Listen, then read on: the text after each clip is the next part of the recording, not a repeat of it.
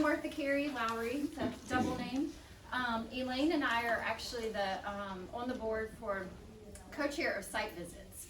And this is my first year being on the board, and I'm excited to be a part of it and get to know the board members even more. And we're glad you made it out, even with the bad weather. At least it's not cold today.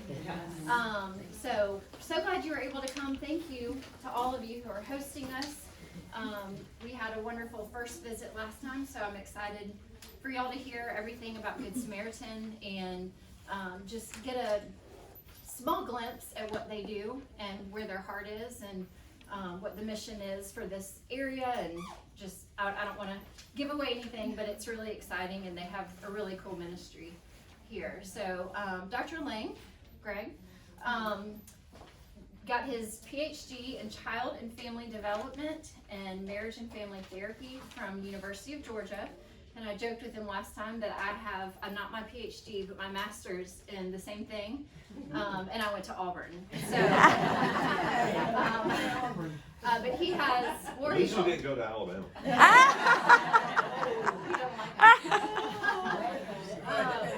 But he has over 40 years experience in the healthcare industry, ranging from many different things. So, and this is Shamika, and I will let them explain. He is transitioning from being CEO here to taking over the academy, which is what they're asking for money for from us. And then Shamika will be CEO here. So I'll let them explain that, but they are both wonderful, and I'll let y'all take it from here. Thank you. And then we will be doing a tour once y'all finish. Do we want to try to, where's Elaine? Do we want to do questions before the tour or try to get back for questions? Anytime. Okay, all right. Thank you.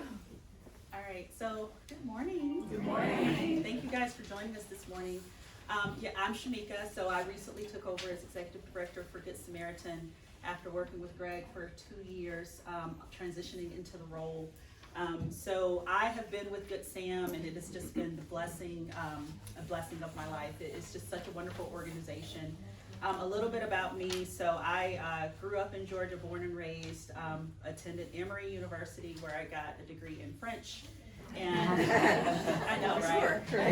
We started out as pre-med, just like everybody that goes to and then did some master's degree work at the University of Indianapolis in International Relations, and I got my MBA from UGA when I got back here to Georgia. But retail operations, I spent about 20 years in that, and then joined healthcare in 2018 in dialysis. And I heard somebody say, it's a lot. And so then I decided, Greg had this position open. I love the mission, and I love primary care because that's where it starts. And if you can get primary care right and you can get prevention right, you can eliminate a lot of chronic illnesses, especially in this community. So I'm just, again, thrilled to be here, and we are so excited about the Academy and what it can offer and what it can do for the folks here in Norcross. So I'll turn it over to Greg. And let me introduce the rest of the team, because I like to say we don't live in a vacuum. We don't do what we do by ourselves. Cheryl is our grant writer. You guys may have met her at the first event. And then Shannon is our practice manager here at the East location. And then Greg Johnson is our director of development for Good Sam. And then we have Evelyn Hoover, who has just been brought on as our marketing and communications manager. And we also have a staff of about 57 other people. Wow. So we get up here and talk, but it's really about the staff that takes care of our patients and makes them feel at home and welcome. So I would be remiss in not acknowledging them as, helping us do what we do. So, over to you. Well, good morning and welcome. Thank you for making the effort to come out to see us. I'm always delighted to talk about what we do. I am now, my official title is President Emeritus and CFO, and I am working part-time so that I can devote effort to my parents who live in Macon, and we're in transition for their living accommodations, and I'm managing that for them right now. And I'm delighted to have Shamika. She's done a great job managing the organization. So I just want to start by saying anything that we've accomplished in our history, I look forward to that continuing. I know that she's just going to multiply what we've done in the past. In addition to signing checks, I'm managing special projects, which includes the launch of Access Academy, this new initiative that we're going to talk to you about today, and also overseeing our construction. We have won 7 community development block grants over the years that have bought our facilities. We own 2 facilities, this one and one on the other side of 85. And what we do is go into underserved communities, buy distressed property, rehabilitate it, and then offer a service to the community that the members don't have easy access to. So this building here, we opened it in 2019, is that right, Shannon? She disappeared. Shannon helped me to design and build it. I hope you will think it's beautiful when you walk through. That's part of what we do, is even though we serve very poor people with limited resources and probably not a lot of experience in nice establishments, we want to give them a dignified experience. So they come in and sit in new furniture and they see a delightful color scheme, and when you tour our dental clinic, you'll see that we've got top-notch equipment. We don't use donated stuff, and every room looks like a mix and match. We buy new equipment so that our patients can sit down and feel like, wow, the money that I'm bringing to the table, it's not a lot to them, it's a lot to me, and I can see the value for what I spend here. So that's kind of a big umbrella philosophy of how we operate. A little bit of history: this July, we will be 19 years old. We were opened in 2005 in Lawrenceville near Gwinnett Place Mall. And all of this began with a very simple story. Perimeter Church and a few of his partners said, let's spend a weekend in our community serving the underserved and identifying what the needs are, so that as a church we can come forward and try to bring resources to the people that need it most. That included several doctors that set up a tent in the parking lot of an apartment complex, who thought they were going to check blood pressure and look in little babies' ears and listen to lungs and things like that. And they were overwhelmed with how many diabetics showed up, how many people had very dangerous hypertension, how many people were suffering with chronic diseases that had not been treated. So they were motivated after that to launch a small clinic, which eventually became what we are today. So the Good Samaritan Health Center started in a tent. And today we have 25,000 square feet of beautiful facilities, the number of staff that Shamika mentioned. And we are blessed with our most recent block grant of $1.5 million to buy a 3rd location, which will be the home of Access Academy that we're going to talk about today. We don't know where it is yet. We're waiting on federal money to come from Washington into Atlanta, into Gwinnett County, and finally to us, and that takes a little while. It's a slow-moving river. But when we have funding and a green light, we'll start our real estate search, and we're going to buy a property that will be the academy.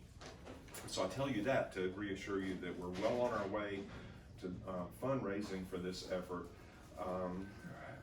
including our position to already have the property, and it'll be debt-free. We are a debt-free organization, praise the Lord for that, which gives us a lot of flexibility. So we started in a tent. We opened on a part-time basis, only 2 days a week, and over time it eventually grew to be a 4,000 square foot clinic in Lawrenceville that operated 5 days a week. And I volunteered for that organization. I attended one of the churches that supported it, and I was looking for a chance to volunteer, and they said, we need you over at the Good Samaritan Health Center. So I'm going to tell you a story that broke my heart. Limited resources, only a few people. They were operating in such a way that they really had to manage the cost of that organization. There weren't enough donations, the patients couldn't pay enough money, they had to keep overhead very limited. So they imposed a lot of restrictions, not unlike a lot of other nonprofits. You had to live in the county, you had to have legal documentation, you had to have an income that was below a certain percentage of the poverty level. and they only accepted 50 new patients a month. So they didn't have a gigantic caseload. And all of these restrictions were designed to minimize costs because they already knew how big the need was and they weren't going to be able to serve it all. So I'm volunteering. I can't speak Spanish. So they quickly made me the parking lot superintendent instead of the therapist that I had thought I was going to be. The first Monday of every month, we had what we call open enrollment. 250 to 300 people would show up hoping to be one of the 50 that we accepted as a new patient that day. And I have seen people standing in the rain as early as 4 o'clock in the morning to get as close to the front of the line as possible. And I have seen person number 51, 52, and 53 banging on the shut door saying, just one more.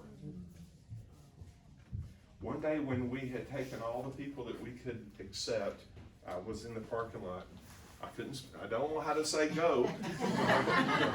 So I'm trying to urge people to leave, and they're understanding, and they're breaking up, and they're walking back to their cars.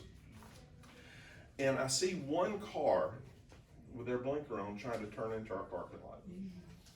So I've got my flags and my vest, and I run down there, and the driver rolls down her window. She can speak Spanish, and she said, I want to bring my grandmother. I'm sorry, there's no more room. And she started crying. Sitting halfway between our parking lot and Club Drive, I wouldn't let her in the parking lot. Her grandmother looked pitiful, and she was crying. And I thought to myself, what church would say, we don't want any more pews in our building? We are going to be satisfied with our 50 congregants, and we're not going to grow even though people want to come to us to learn about the Lord. What church would do that? And that was a pivotal moment for me. When I was later asked to take over the organization and I became the executive director, that was the first thing we did, is eliminate all of those restrictions, with the exception of one, and that is that you have to be uninsured. We don't take anybody with insurance, we don't bill insurance, but after that, we don't care where you live, how much money you earn, what language you speak, what faith you believe in. It doesn't matter to us. We represent Jesus Christ. His number one miracle was to heal the sick. We do that all day long, whether it's in your body or in your mouth. And we use this facility as an opportunity to share the gospel with those patients. We went from, in the first year that I managed the organization, 5,700 people in a year to our busiest year of 35,000 people coming inside. 35,000 people coming inside. And we still need to grow. We're gonna do more to try to serve our community. So I'm making it clear we're a Christian organization. Shamika and I, and sometimes Shannon, occasionally Greg, leads devotion. We start the first 15 minutes of our day in worship. I led devotion today, and I was talking about the book of Acts and how Peter and Paul were so effective in bringing people to Christ because their testimony was so convincing. And I'm making the point, you have to use your mouth. You can perform good deeds all day long, but if you're silent about it, no one know who gets the glory. You might get it. They're like, you're a great person. And if you don't say, it's God working in me, it's the Holy Spirit working in me, you're not growing the kingdom. Well, that's what we do here. And we can demonstrate it lots of ways. We lead devotion for our staff. We pray for our patients when they let us. We have Bibles in English and Spanish that we hand out. We try to manage in as biblically rooted principle as the law will allow. We exercise mercy, grace, forgiveness more than any corporation. Yes. And we're very, very serious about what we do is to share the gospel. So that's a little bit about Good Samaritan Health Center. When you take the tour, you'll see we're the largest provider of charitable dental care in Gwinnett County. We employ 3 dentists. We have 12 dental chairs. We're, if not the busiest, certainly number 2 on the charitable medical side. I mean, we compete with Northside Hospital, but everybody else in Atlanta is trying to compete with Northside Hospital. We also offer biblical counseling. We don't do behavioral health or psychiatric care in our facilities, but if you benefit from counseling because of grief and depression and life stress, we have a person that has a certificate in biblical counseling that does that, and she's starting graduate school, isn't she? Yeah, she's starting it, yeah. So, you know, even on the mental health side, it's all gonna be about spiritual health, as much as it is about the mental health or the physical health.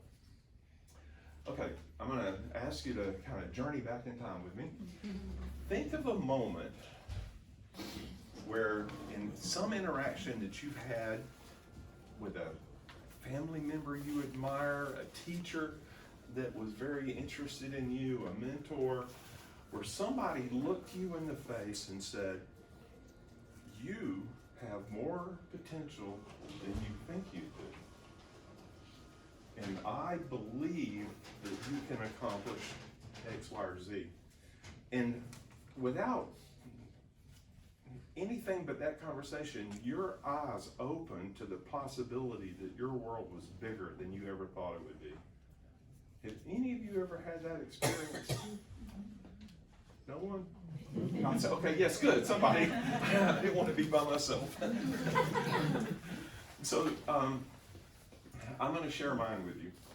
I graduated from the UGA with my doctorate degree in 1987, and I was determined to be a marriage and family therapist. And I heard about this organization that was hiring a counselor, and I went to meet with them. And within 30 minutes of talking to the owner of the company, his name is Dan Donovan, and I still greatly admire him. He said to me, you know what? You're probably a good counselor, but I think you're a leader more than you are a counselor. And I want you to take this other job that we have open. And I was like, it pays more? Great, I'll do it. And that was, without any background in healthcare administration, that was my first job, managing a healthcare facility. And it was inpatient brain injury rehabilitation. And we became the first accredited, after hospitals called post-acute brain injury rehabilitation center in Georgia. And we thrived and eventually rose to the #1 position in the company. And it was all because somebody looked at me and said, you have potential that you haven't realized or tapped into yet.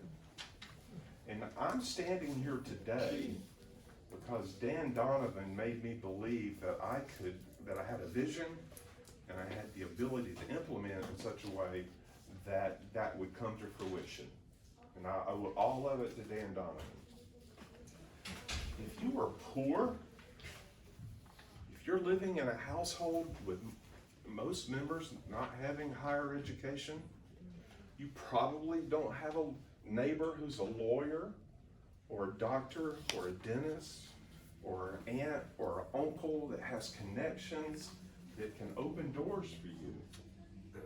And they may not be able to inspire you because they don't have a vision of what you can do because their frame of reference is so small based on what's been made available to them through their limited education and their limited career opportunities.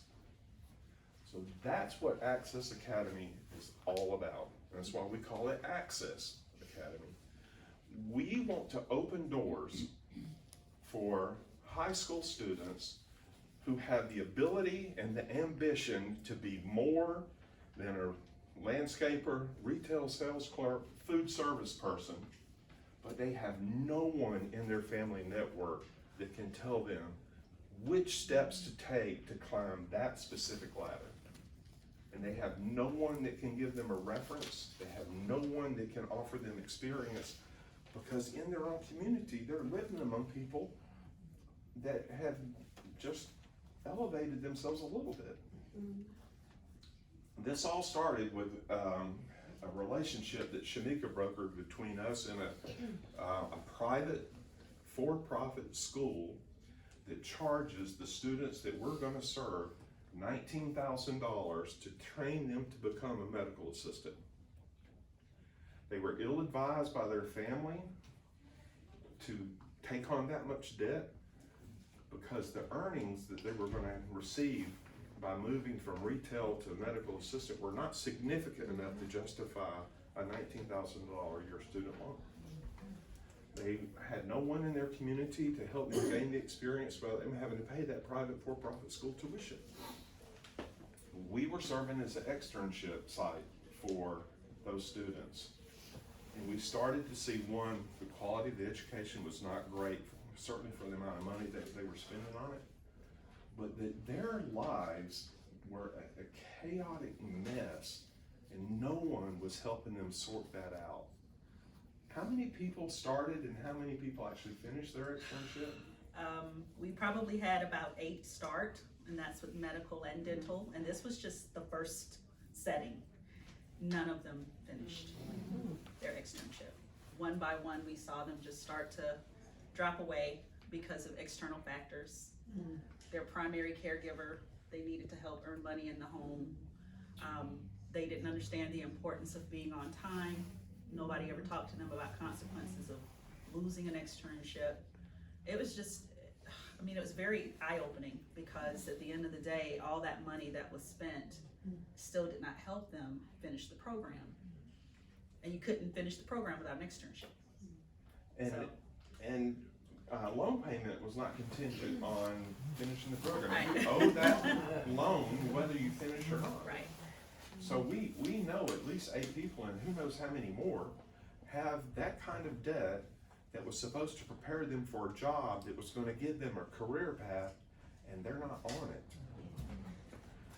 And we thought it was outrageous to charge them that much money, and it was even more outrageous to not have the support services that would pour into their lives, not just their training, but that would pour into their lives to help them figure out how to overcome the hurdles that they were reaching every day.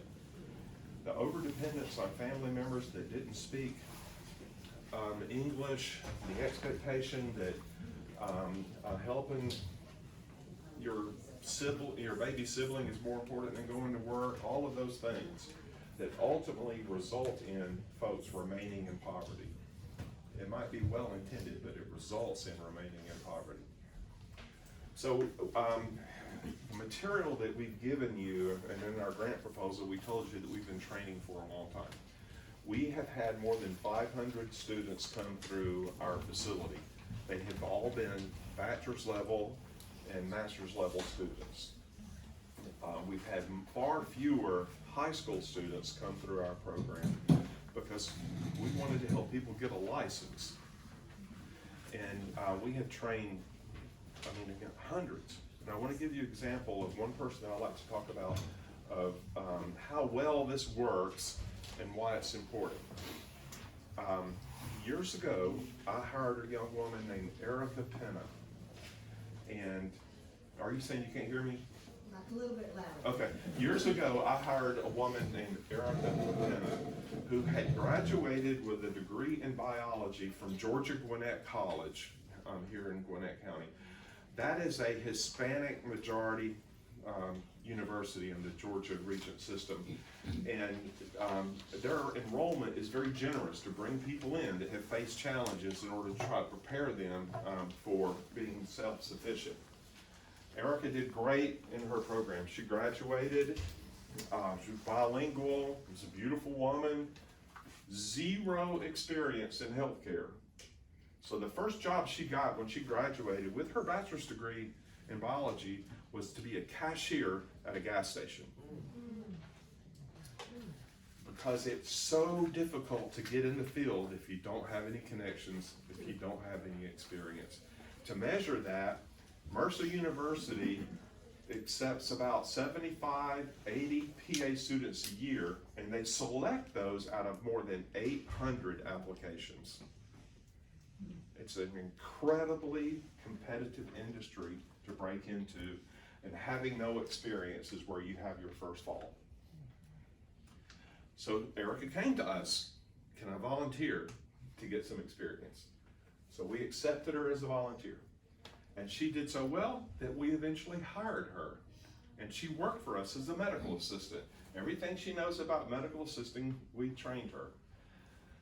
She became such a good medical assistant and had such good references working with the volunteer physicians that helped serve our patients that she got into physician assisting school at Emory University. And she graduated. And she asked me to help her negotiate her first employment contract. 6 years ago, she was a cashier at a gas station. When we signed her contract, she was making $95,000 a year. And she's doing great. So we know that what we do is a direct impact on household poverty. That we can intervene and disrupt intergenerational poverty. Our question was, should we save that for only those that are going to go to graduate school? Can we look at the high school students, the ones that we saw fail, the ones that we know have that debt that's going to haunt them indefinitely, potentially put some of them in bankruptcy or keep them from buying a home? Can we help them too? And we decided we can. We can. So Access Academy is going to be all about identifying hopeful, ambitious high school students who live in households plagued with poverty, who have no connections to help them get ahead. And we're going to enroll them in our academy. We're going to train them for 15 weeks and then place them in a 4-week externship. And when they complete that, they're going to get a certificate. Not just our reference, but a certificate. We are applying to the Georgia Department of Education to become a private post-secondary training institution that is authorized to issue certificates of completion. So they will actually have a credential. It's not a diploma, it's not a degree, but it is a trade school training certificate that will serve as a credential that they can use when they go out and look for a job.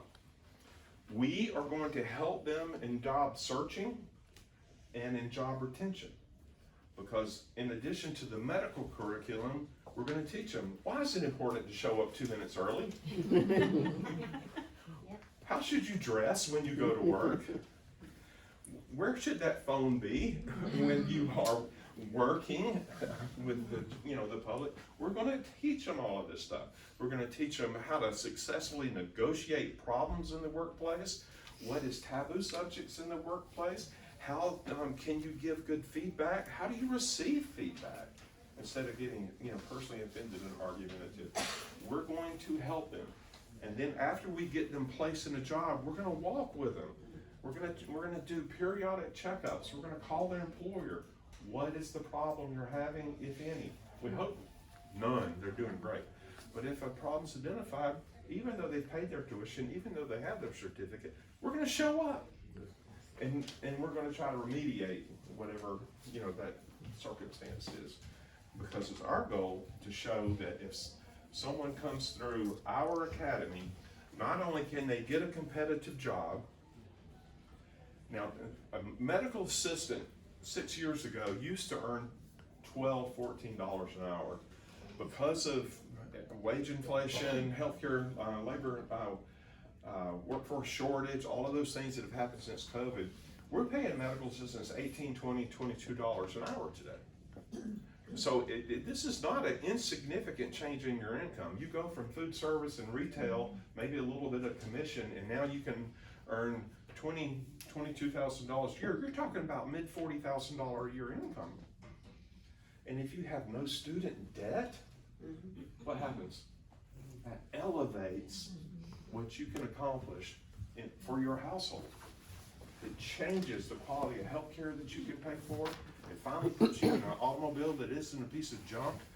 Transportation is one of the huge reasons why people lose their jobs, because their cars break down on the side of the road. I'm sure you see them around here. So we really are talking about intervening on intergenerational poverty and giving hopeful kids a bright future and opportunity to see that their goal of getting into the medical field is achievable. We are going to charge tuition. We don't know exactly what it's going to be yet because we haven't acquired all of the things that we need and we haven't hired all of the staff that we envision, but we think we're going to be able to do tuition for $500 a month. So they can finish our program for $2,500 instead of $19,000. So it will be incredibly competitive.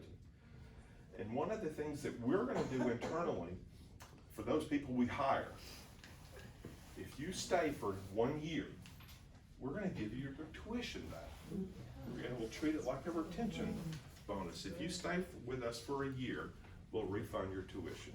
Now, we can't do that if we place you in somebody else's practice, but we want you to stay with us because we want to impact your career skills. But I want to have the chance to preach to you for 12 months. And some of my staff would say, if you listen to him preach for 12 months, you deserve 25. But so we have some goals, and I believe, because Dan Donovan taught me it's true, that if you have a vision for what you can accomplish, you just put in the time and effort into it, and it will happen.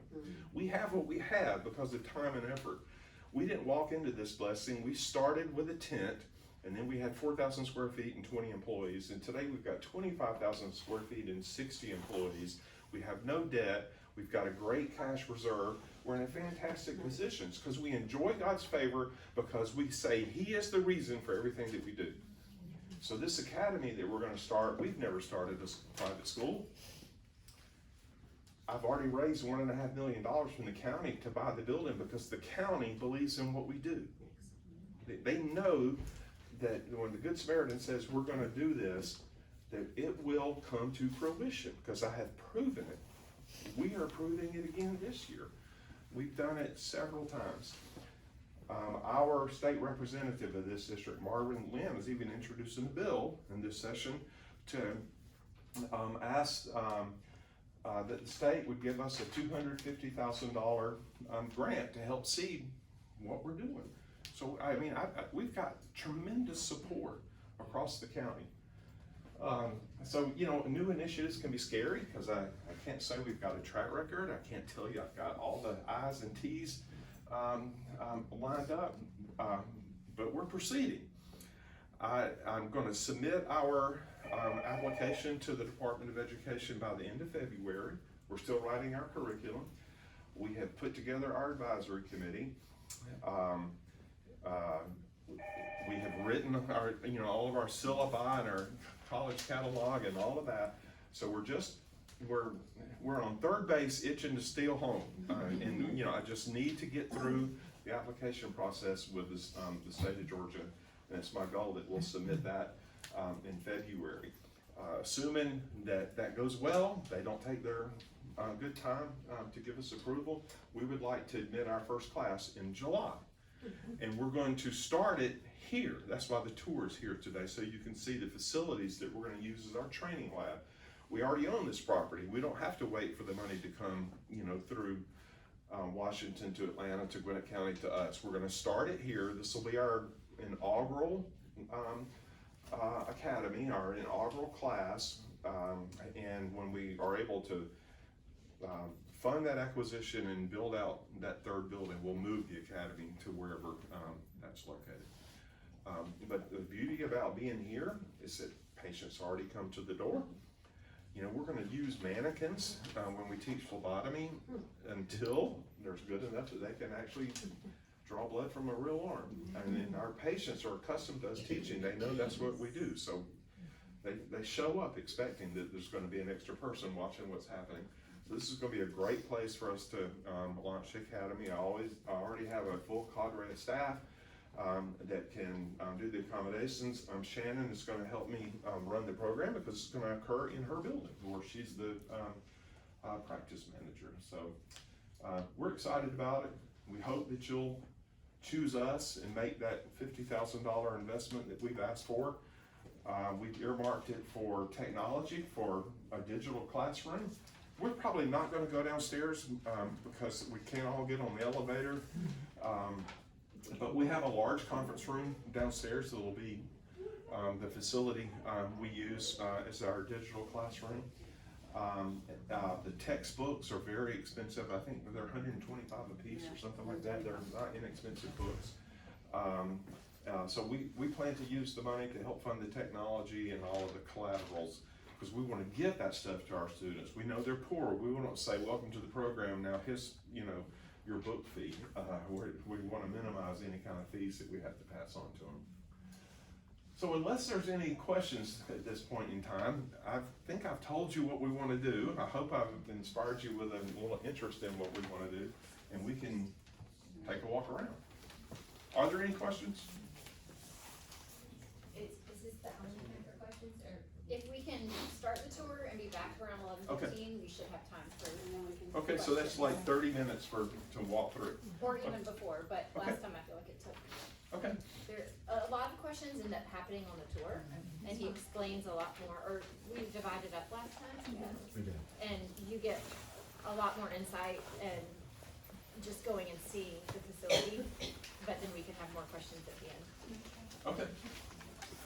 Yeah, so let's do 2 groups this time, since we have less people. Shannon and I'll take a group, and then Greg can take a group. Greg Johnson? Yeah, I would say, I think that we've got 30 here, so we're gonna just split it right down the middle, 15, 15, so maybe like right here. So whoever's on this line, you can kind of pick which group you wanna go. Yeah, so this group, we're gonna go this way. Dee Dee, this way? Yeah, Okay. perfect. All right, so our group, we're gonna start down here in dental. Okay. And let me put your name on that. You got it. I just need to check you off. How are you?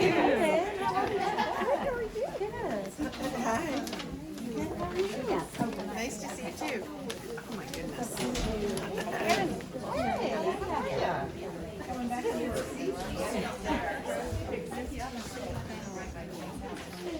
I wasn't even thinking, I should have. My sister-in-law said, yeah, I haven't met you, but I've heard.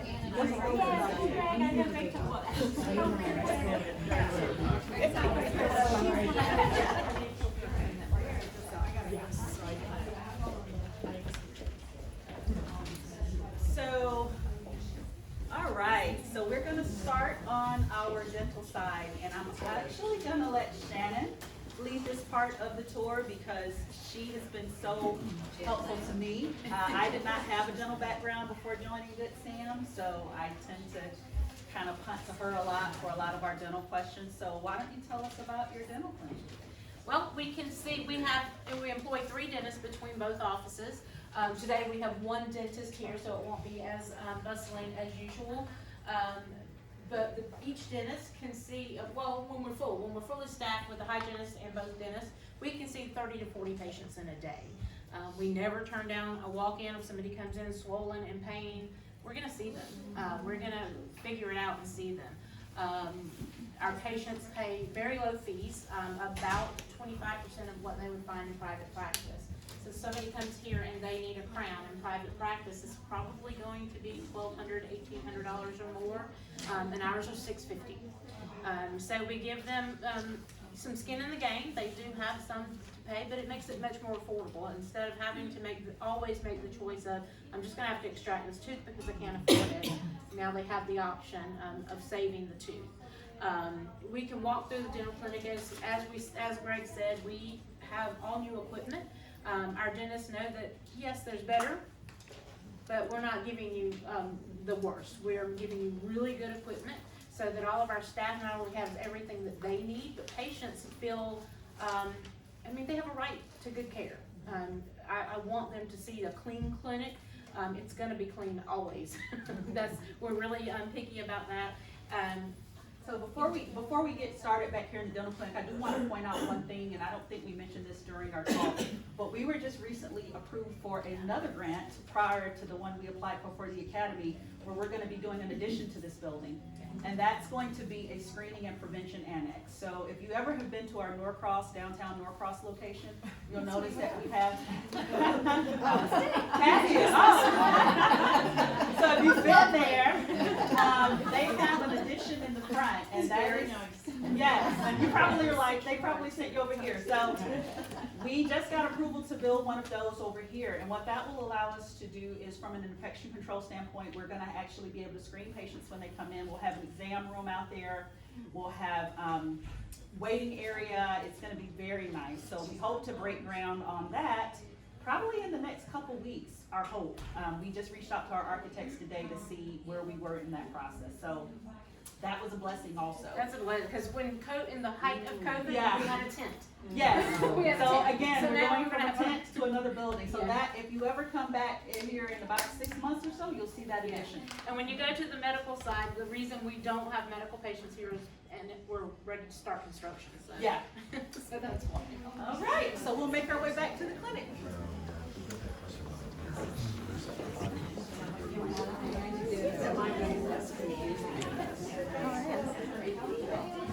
Originally, yes, that is true. We already seen some- What to think about.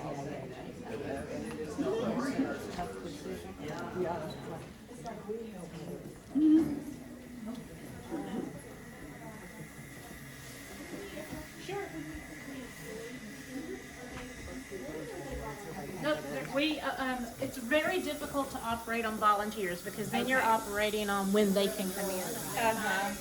There's a huge need for dentists, so we have to have full-time dentists. We have 3 full-time dentists.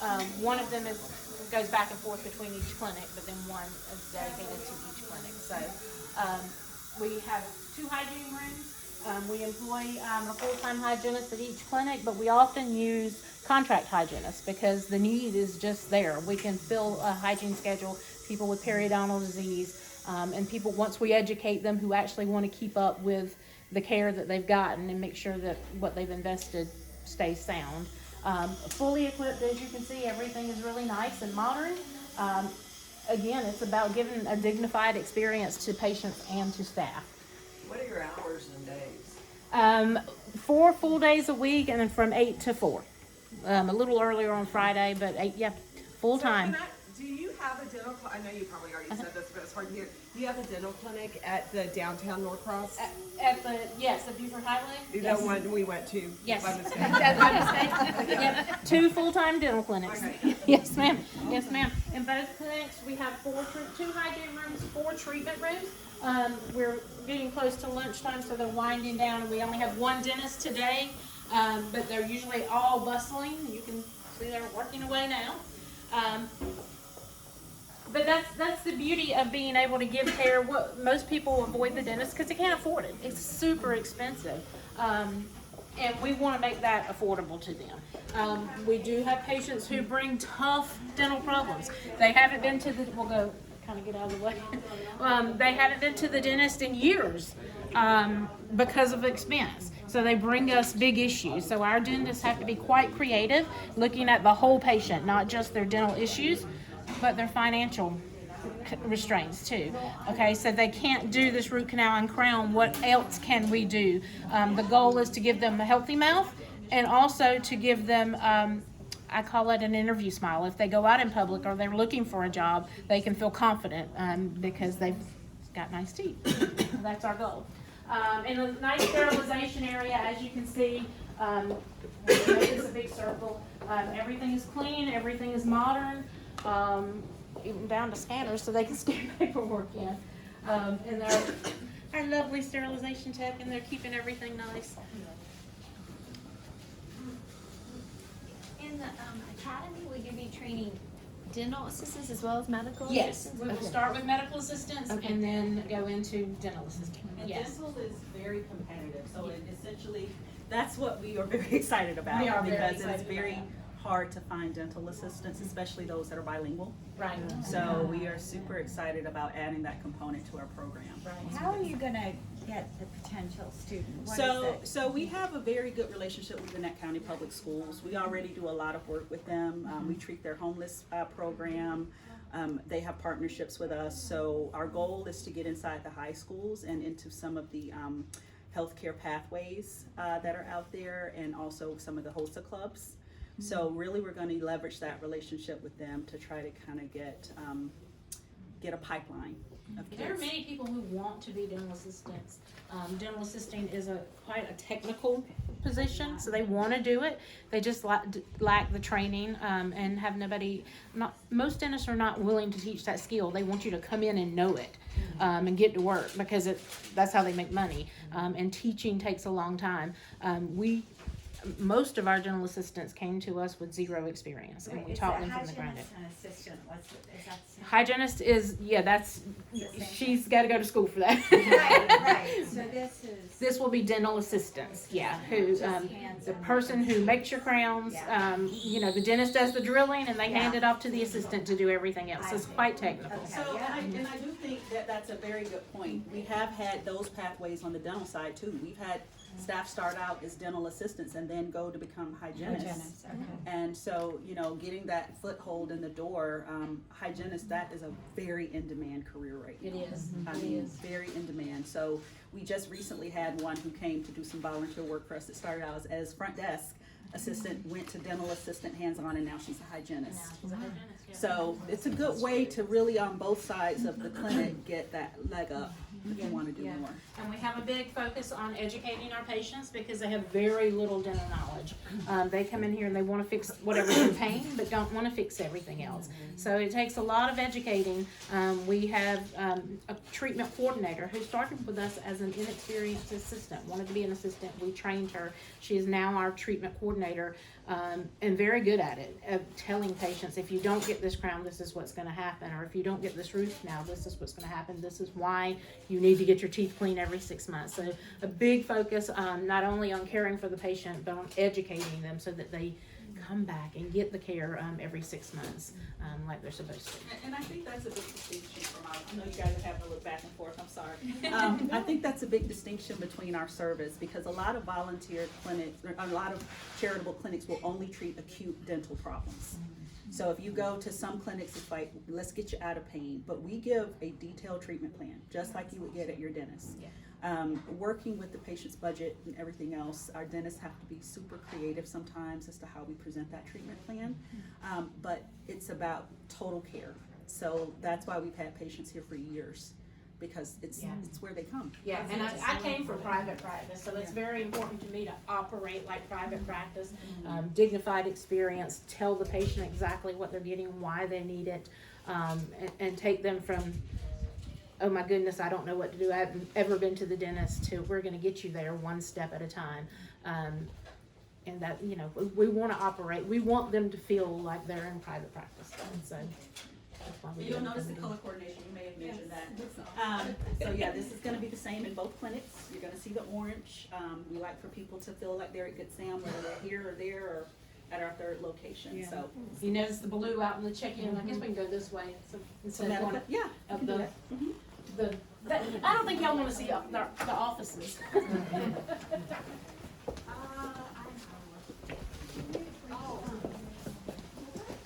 We do, treat children, depending on, what they need, if they, we don't wanna scare them, so we sometimes have to refer them to orthodontist, but we do treat children, yeah. To get them in early. Yep, absolutely. Yes, yes. I think that's so. And we do basically all primary dental, so. So the rare things that they mold, they always get a little they kind of usually have specialists. So we have some specialists who kind of work with us and know that our patients are, private patients. So it is all cash. It is, yes, we take absolutely zero insurance. No, we don't. Unfortunately, we do that. And our fees are, and we have to pay the lab fees. If they want a partial or dental, we have to pay the lab before they send it to us. So we've got to ensure that, that's paid. different medical teams. Probably gonna run into Greg's up here. Yeah, so green is our lab triage area, if you will see. The blue is check-in, the orange is dental. Green is kind of our lab check-in. Patients come in here for triage, of course, blood pressure, weight, get everything ready. We have a smaller waiting area. Sometimes patients just come back to get their, my doctor told me I need lab work before my next visit, so they can sit here until it's time for lab. But fully equipped blood draw and lab area. We work with Northside Quest, so we were able to get very low rates on lab work. So patients are able to come in, the doctor says, you need all this lab work, we can just do it here. Because if you send them somewhere else, they're probably not gonna go. And that's, admin area and a small break room for staff. And larger break room downstairs. But,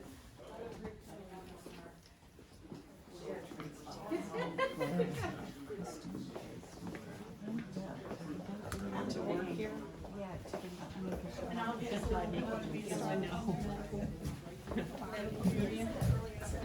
Amazingly clean and neat. we're gonna intrude on your group.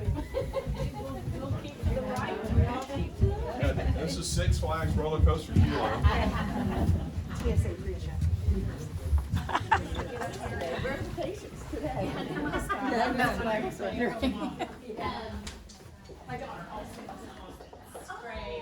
I'll let Shamika take over when she gets up here, but you see that we have 5 exam rooms and 1 procedure room, and a centralized nurses station that flows quite well.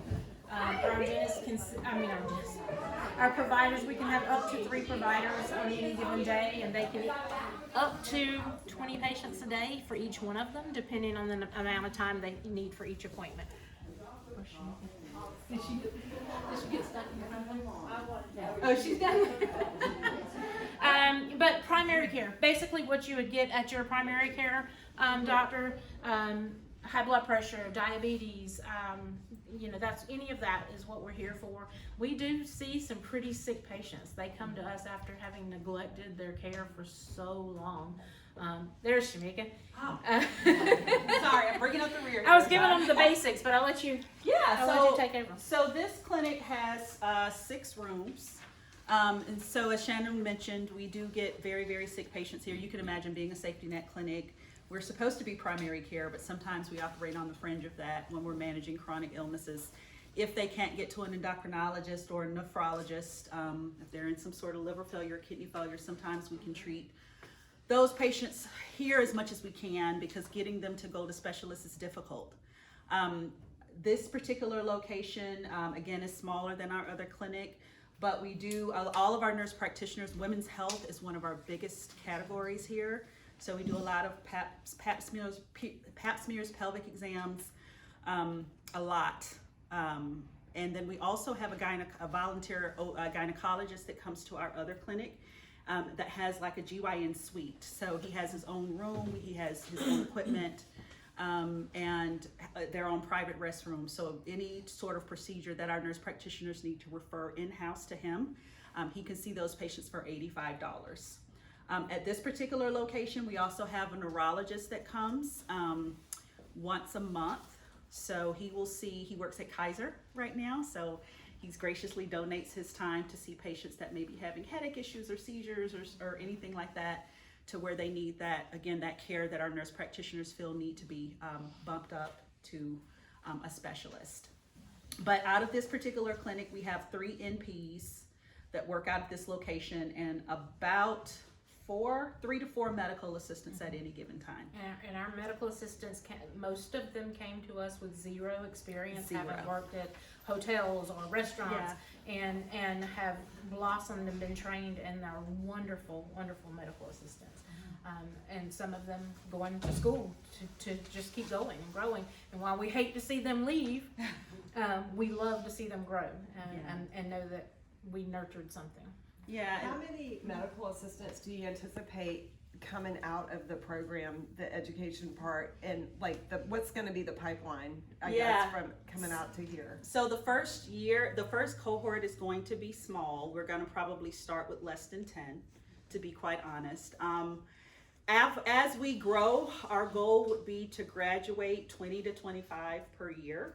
And that is just depending on the amount of demand that we have, because again, we are going to offer, if we have positions in our own clinics, we're going to offer those clinics, but we're also going to work with the local physician offices and hospitals to try to place candidates there as well. So as we get established, part of how we're gonna do the cohorts is really kind of surveying our community and seeing what the needs are. So we have community partnerships with about 40 different places, right? And a lot of those are doctors and a lot of those are other clinicians. So I can tell you right now, there's an insatiable need for medical assistants in Gwinnett County. Bilingual medical, we are very fortunate to have 90% of our staff speak Spanish. That's why Northside loves us and is constantly poaching our people, because everyone you saw in the front desk speaks Spanish. Every assistant that you saw back there speaks Spanish, all but one. Every assistant at my other clinic speaks Spanish. Every front desk at my other clinic speaks Spanish. Every operator that I have speaks Spanish. So we have been very, very blessed to be able to have that community here, but there is a need that, they don't have the means to recruit Spanish-speaking clinicians or assistants. So it's one of those things that we feel like is a huge service to the community, and we get to really give them hands-on training here. So our volunteers and our medical assistants do phlebotomy work. All of our MAs are trained on how to take blood. What we were seeing Right. when we were hiring medical assistants, even the ones who went to school and had a certificate, they didn't have on-the-job skill. They couldn't do anything. They weren't given a lot of opportunity. Most people who give students the opportunity to do externships, and we even get this with our graduate level candidates, they don't let them touch the patient. They nope, you're gonna just watch. You will get to touch a patient here, right? Even our volunteers take vitals and do intake, right? So we get more volunteer requests than we can handle oftentimes. We have to turn people away, unfortunately, because our grad school professional development fills up. We're booked until winter of 2025. Wow. We're booking for 2026 right now. Emory just contacted us and they were like, can we send someone this? I'm like, nope, you missed out. Honestly, we fill up very, very quickly. Wow. That's impressive. Was there a question? I'm I sorry. was just gonna say, it's people who want to go to med school or It's people who want to become experience. nurse practitioners Okay. or physician assistants or sometimes med school. Yeah. And they have to do a family practice rotation. Okay. And the word on the street is this is where you come to do your family practice rotation, right? Because you're going to see a little bit of everything. You're going to get a lot of exposure. Yes. Where's everybody? Oh, so very good question. People. So we moved all of our medical practice over to the east location. We moved all of our providers because any day, well, not any day, but in the next couple of weeks, construction is going to start. So we didn't want a bunch of dump trucks and cement trucks and everything else getting in the way of, and so we had already combined clinics in December. So instead of bringing everybody back only to be here a couple weeks before they had to leave again, we just decided to keep everybody over there until construction started. Most of our parking lot is going to be full of construction. Yeah, it's gonna be ugly in a minute. How long do you anticipate the construction taking for that? 12 weeks. Okay, I know that. Yeah, it's not that long. And Victory Church, I don't know if anybody's familiar with Victory, made a very generous donation to us. This clinic used to be, the previous clinic used to be merged with Victory. So we took over that clinic from Victory.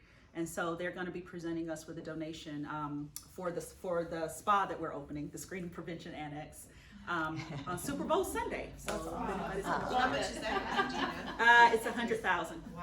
Well, congrats on that. Yeah, it's 100, and it's for equipment for that building. So we're very blessed. Yes. I'm just curious why you guys are so confident in letting people have hands-on experience, and why other people won't, or is it Yeah, some kind of a absolutely. legal issue, or- So I will tell you that being a safety net clinic, you do, if you're trying to serve an underserved community and you are a safety net clinic, then there is I think there's a Georgia law, not necessarily a law, but there's something that Greg just showed me that says, if you're trying to not do harm to the patient and you're serving a certain community, there's a little bit of flexibility or leeway in your coverage, but we have top-notch malpractice coverage. I mean, we cover everybody that works in here.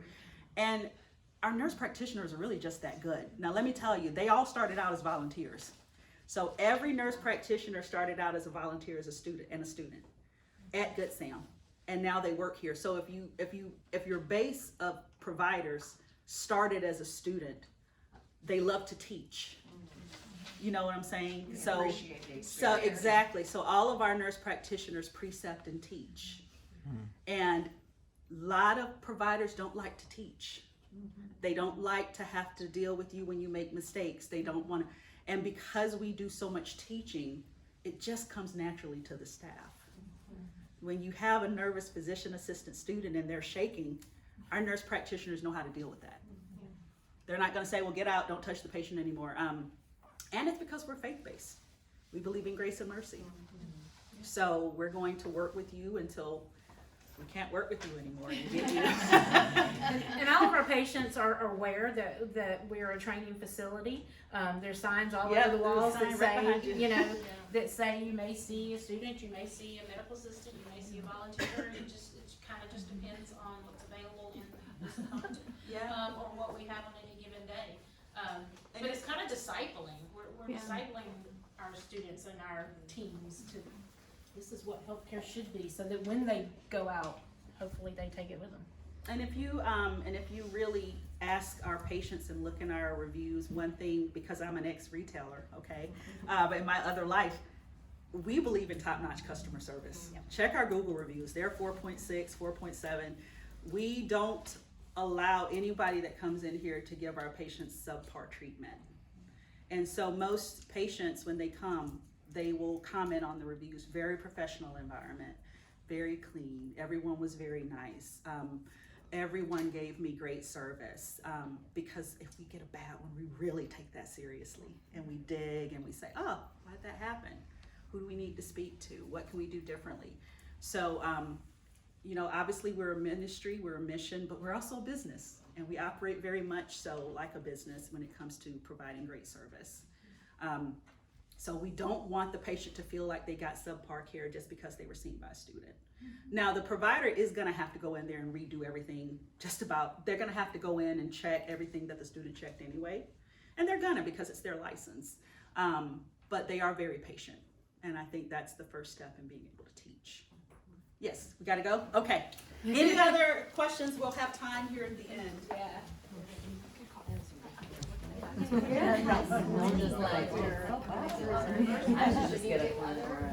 We do.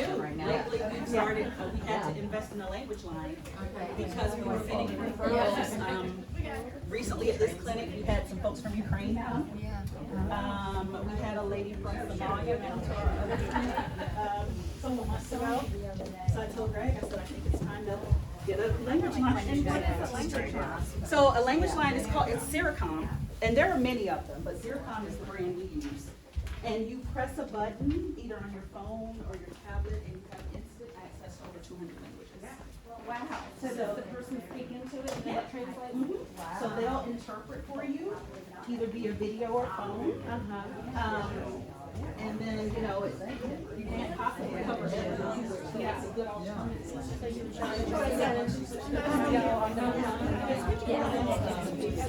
Exactly, the places like that, if you have to use it. Do y'all do vision, hearing, all that too? We have partners that come in and do vision. So, it's Lions, yes, comes in and they do vision exams. So every once in a while, they'll come in and set up the clinic for patients that need that.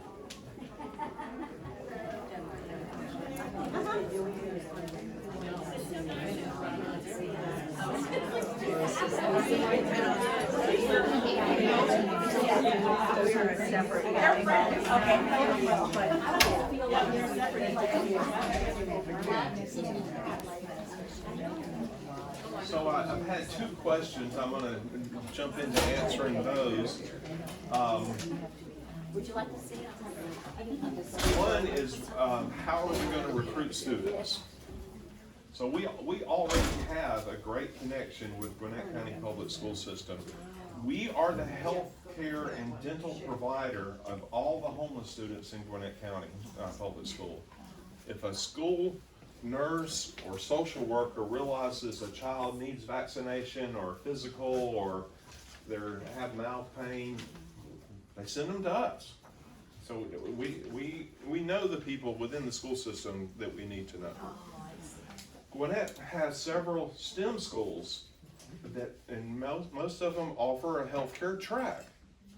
So they have students that have already expressed a desire to be in the healthcare field, but they can't get internships for them. Why? Because they can't do it until after they leave school. You know, the doctor's office doesn't need a volunteer that can't show up until 3 o'clock. So that faculty has already toured our clinic. We've already had these talks. We have an MOU in place, and we're going to be in the school talking to the senior class who are in that healthcare track, explaining what we do and recruiting. The other question, sort of indirectly, was like how we're going to keep it as affordable as we plan to keep it. And I was sort of answering that question with volunteer faculty. We are not going to have a large staff. We receive more offers to volunteer than we can accommodate. Wow. We turn a lot of people away. Most of that has to do with their availability. We want somebody that can come very predictably for a long period of time, because I want our patients to work with the same provider each time they come in the clinic. You don't want a different women's health provider to see you each time you come in. You don't want to tell the story again. You've done that. And so we want to treat our patients the same way. We're going to give them the same provider, over a long period of time. If you can't volunteer, but intermittently or for a season, then you don't help me achieve that goal. But if you are willing to teach, perfect fit. Because we're gonna run 15-week programs, and then we're gonna start over. So if I get different people each session, it doesn't matter, because I have a different group of students. And we don't need you to teach every day. We need you to teach on your subject matter expertise. Are you a phlebotomist? Help us teach people how to draw blood. Are you a pharmacy tech? Help us teach people how to count medicines. So we can use volunteers much more abundantly in the academy than we can in the clinic. And then Greg, back there in the corner, is going to run our student sponsorship program. And if you think any of you have ever sent a check to Compassion International, it's the same concept. We're going to go out to businesses, especially people in the healthcare industry, and say, this is our current cohort, this is their bio, this is their dream.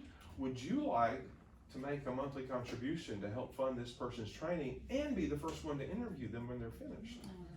And he's going to run that effort. And then workforce development is a fundable effort in the philanthropy field. There are foundations that give money for that, and Cheryl's our grant writer. She wrote the grant that you've all reviewed, and she has identified some and has already raised $10,000, $15,000 for us for workforce development, and we'll just continue that effort to help the academy. So a combination of affordable tuition, sponsor a student, and then philanthropy from foundations that are invested in giving career opportunities to disadvantaged people. We are confident that we're going to pull this off. Yeah, and I really think that that's going to be a different sector for us, because we are in healthcare, and it's whenever there's not a pandemic happening, people forget about healthcare. Nobody thanks you for not getting sick, right? Or nobody remembers that you didn't get sick. But workforce development is something that this is all about workforce development. So organizations or foundations that may not have wanted to fund our mission are funding essentially maybe a different type of mission. So I think it's gonna open up doors that we had not had access to before in terms of funding opportunity, once we get it going. Yes? What do you know, I know the government is the government, but what about the timing of that application process? Like you said, you hope to get it in February. What do you hear about how long it takes to hear back and get approval? I don't know the answer to that question. I don't. But this is the nice thing about who we are. We are not beholden to anybody. We are debt free. We answer to God. if I don't charge tuition, I can still start the program in July. We already doing this, it's no skin off of our back. We want the experience to show that what we had planned to do can actually be done. So if the state doesn't answer the question fast enough, or if they need me to do some more work, we may agree to just go forward on a pro bono basis and take our first cohort, again, just as our trial shot to make sure we know what we're doing. And because we train people every day now without any encumbrance or oversight. As long as I'm not collecting tuition, we can do it again. So we're gonna start here in July. It's formalizing something that we were doing already. Yeah, We're that's exactly right. like, let's just do it, because we were already doing it. I mean, we were taking people, one of the last MAs that we hired, her mom was a patient here, is a patient here, and she was cleaning houses. And her mom said, hey, I see you got a sign up that you're hiring for MAs, would you interview my daughter? She's a wonderful medical assistant. Oh my gosh, she's so good, you know, and so again, no training, no nothing, ground up, and she's one of our best. So it can be done, we do it already, and so we have that experience in our back pocket already. So we're just putting pen to paper on this process and making it official. So I see another question. Is a medical assistant certification required to apply and get into the medical assistant field? Like, have you had people not be able to be successful in that interview process because they do not have a certificate? Georgia does not require that a medical or dental assistant be certified. As employers, we know that you're a more competitive applicant if you can show that you've had that training. So that's part of why we want to do this. But even if one of our students, for any reason, and we hope there are none, but if they can't finish the program, it's not a waste, because they can get employed without a certificate. Right. We're just going to position them to be more competitive. And I think that's a good question, because not very many offices will do that.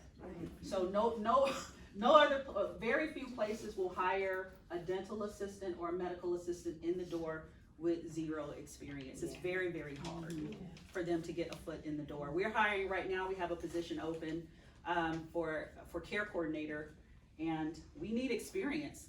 Most of the applicants have zero healthcare.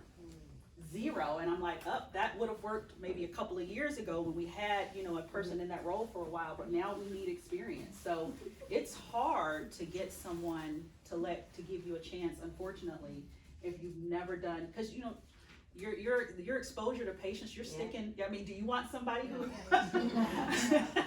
so you have to think about that. Like a lot of offices are just don't have the time or the patience to do that. And I said this to the group we had, that we have hired medical assistants that are certified, were trained in school, but came to us and didn't know anything, had no practical experience. So we're still retraining them. So why not do this? We know how to do it and do it well. Yeah, that's great. When you say care coordinator, what is that job? What are you looking for? So for a care coordinator, first of all, we're looking for someone bilingual who helps our providers with the referrals. So we make a ton of referrals out to specialists, and our patients need a lot of follow-up just to make sure that they're compliant and everything. So we're just looking for somebody to help facilitate that process. And is very patient and can give that good feedback to the patient, help explain, educate why it's important to go to specialty appointments. So, but it's you know, we've got applicants, but again, finding somebody with experience is difficult. Sure. It's a lot of people call it patient navigation. Mm-hmm. We don't use that term because that's become a degree program, and we don't want to mislead anybody. So we call it care coordinator. Who's your competition in the workforce development? Are there other programs in the community that are doing this, that are providing a pipeline for the hospitals? I mean, how does this work? The private for-profit schools are a competition. Again, they're charging $15,000, $19,000 a year. The technical school, Gwinnett Technical School, is competition. They charge $11,000 a year. And there are I forgot to mention this, there's an organization that the state funds through the Department of Labor, and I think it's called Workforce Georgia, that has, people who have signed up asking for help finding a job, and they identify careers that they're interested in. And we had partnered with them before COVID, and we were bringing people in who wanted to work front desk, like this position over here. And we're gonna go back to them once we have our state approval to restart that MOU and get people that Georgia will bring in, and they'll help pay tuition. Good. So with your benevolence fund, do people donate to that fund? We have some donors that give every year specifically Just to for that fund. benevolence? And for those that didn't hear that question earlier, we do charge fees. Our fees are discounted 75, 80% in contrast to a usual retail fee. But there are times when someone can't pay that fee, even though we think it's very affordable. So we do have donors that make a donation to us every year who say, I want you to use this to pay on behalf of somebody who can't. And we have several ways of vetting that individual story, but once we believe that they cannot spend the money that we're asking for, we will essentially underwrite that visit by drawing the funds out of that donor's contribution, and we call it the benevolence fund. So if you need us and you can't afford it, we are gonna serve you anyway. It's the people who walk in with a menu of things that they want and they expect it to be free. Those are the ones that we turn away. That's wonderful. We see that a lot with lab work. So people come in and they may have enough money for the visit, but not enough money for the Right, labs. I was gonna ask about that, cause Yeah. those can add up. Yeah, so we tend to dip into that fund to help with that. That's wonderful. And we see it in dental, we'll give someone a treatment plan and maybe their whole plan is, we're talking dental, which is more expensive than medical. It might be $2,000 and they get halfway through it and then they wreck their car. And they can't finish the treatment plan, and so we'll offer benevolence to try to help them finish what they started. That's great. What about pharmacy, like what about the medicines that they need? Do y'all have a in-house pharmacy? So we do, at our other location, we have a dispensary. We have about 130 medications. We sell it at cost, so we might round it up to the nearest dollar. And then we also help with PAP applications, and that's actually more valuable to the patient because it can have patients, you know, especially if they need like insulin or inhalers or something like that would normally cost a lot of money. Sometimes we can get them that medication for $20 or $30. So we'll help them fill out the application. Our providers know to check the PAP to see if we can get them that medication because they know the population that we serve. And if there's an alternative medication that is eligible for that, that is the one they will try to write the prescription for. And then if not, then they will try to look for cheaper alternatives that are just as effective. But we do have a dispensary over at the other. The other building is bigger, so it has a few more accessories than this one. And PAP stands for Pharmacy Assistance Program. And every pharmaceutical manufacturer in the United States is required to make some of its inventory available at no charge to the people who income qualify. So if our patient can meet the criteria of that manufacturer, we're able to get sometimes up to a year's worth of medication for them at no charge. That's very helpful for asthma and inhalers. Do y'all take Medicaid? We don't take any insurance. That's our only criteria. You must be uninsured. There are people who have insurance and who want to use us. And I understand why, but we still turn them away because they have resources somewhere in the community. It's the person without that magic plastic card that sees more closed doors than anyone else. And that's who we exist to serve. You must be uninsured. Any last questions as we're getting close to time? Do you foresee that at some point you would be able to offer, because it's so wonderful that you do the dental and the primary care, what about eye care? Like, for instance, I had my mechanic who was uninsured, desperately needed cataract surgery. And so trying so hard to find a way to help him, you know, find a place. So I would imagine you have patients come in who, you know, either need glasses or just on that basic level, but that's very specialized. So do you foresee at some point maybe moving in that service So as well? if we can find a partner to deliver on where we come short, we will find a partner. So we use Georgia Lighthouse and Georgia Prevents Blindness to handle our vision.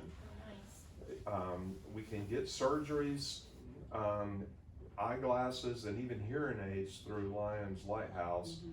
And Georgia Prevents Blindness comes on site with a team and runs eye exams and orders glasses for people that I think they're $20 or $10, something like very, very inexpensive prescription glasses. And I think that's a really good point. You know, we want to do what we do well. Yeah. And what we don't really have, you know, outside of teaching, which is what we do well, but anything else that we look to add is going to be, first, do we have a community partner that we can partner with to help us do it? And, you know, looking at what our patients' needs are, we're going to continue to do that, because we want to stick to what we really know and do well, which is managing chronic illnesses and dental. And just for everyone's information, if you mentioned eye surgery, but this is true for almost any surgery. It's almost impossible to offer for someone unless they can get it through the hospital, which requires meeting their criteria. Because when you think about surgery, you have to have a surgery suite, you have to have the surgeon, you have to have the recovery nurse, and if it's something like a hip replacement, you've got to have a medical device manufacturer. All four agree to come together and say, we're not going to ask for $1. That is very hard to do. That's like getting all your in-laws together and say, we're going to have dinner. It is very hard to do. It's hard to get everybody on the same page. Maybe this is ignorance on my part, but who can't get Medicaid? Like, if you don't have money, why can't? So it's well, two reasons. If you're undocumented, you cannot. And secondly, Medicaid is a little bit harder to qualify for than most people think. If you have a household where everyone has a job, you might not meet the threshold to get Medicaid. You might actually make too much money. We saw this a lot in dialysis. So if you've got 2 working adults or 3 working adults or combined families living in one dwelling, even if the citizenship wasn't an issue, you're not gonna qualify to get Medicaid. You can probably look at getting the Affordable Care, maybe some Affordable Care Act insurance, but again, that's if you're willing to pay the premium. So we see people kind of come in all kind of states when it comes to that, but the good part is whether you've lost your job due to unemployment or whether you just don't have the funds to get insurance, we can still treat you. That's great. And Medicaid wouldn't pay for dentistry anyway. No. So you can have Medicaid or not. Yeah. Yeah, it's true. Well, thank you so much for having us again.